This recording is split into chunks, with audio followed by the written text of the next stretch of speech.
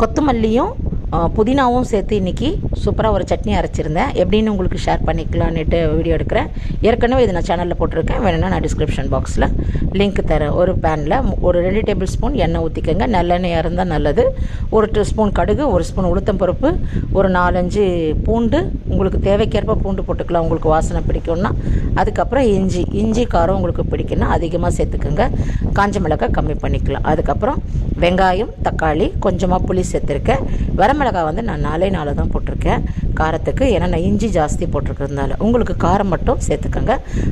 உப்பு போட்டு நல்லா வதங்கின உடனே நல்லா வாஷ் பண்ணி வச்சுருக்கிற கொத்தமல்லி, அதுக்கப்புறம் கொஞ்சம் புதினாவை சேர்த்து நல்லா நம்ம வதக்கிக்கலாம்.